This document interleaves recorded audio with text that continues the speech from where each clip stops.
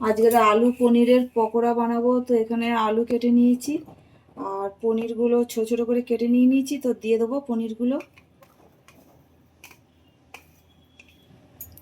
দিয়ে দেবো কাঁচা লঙ্কা কুচি, ধনে পাতা কুচি,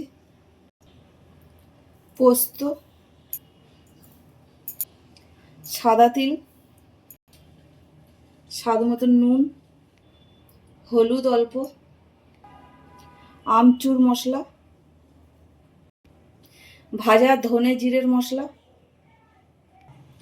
চিলি ফ্লেক্স, চালের গুঁড়ো, বেসন, সব কিছু দিয়ে খুব ভালোভাবে মিশিয়ে নেব। এবার অল্প অল্প জল দিয়ে মাখবো।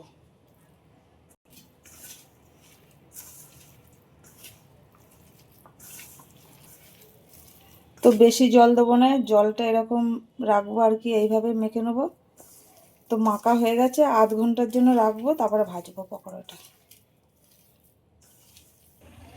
তো দেখো এখানে পকোড়া ভাজার জন্য তেল বসিয়ে দিয়েছি আর পকোড়াগুলো ভাজার জন্য দিয়ে দেবো।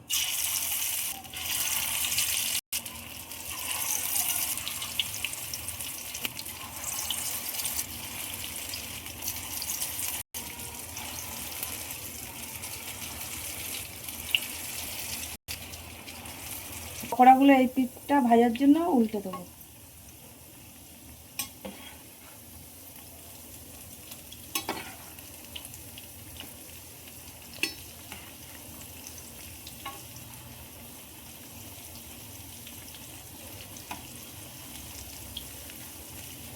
পকোড়াগুলো ভাজা হয়ে গেছে আর এবার উঠিয়ে নেবো।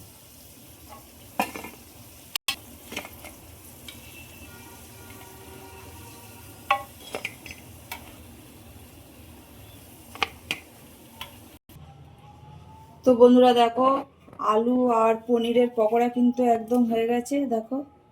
তো চলো আবার অন্য কোনো ভিডিও তোমাদের সাথে দেখা হবে। আর তোমরা সবাই ভালো থাকবে, সুস্থ থাকবে। টাটা।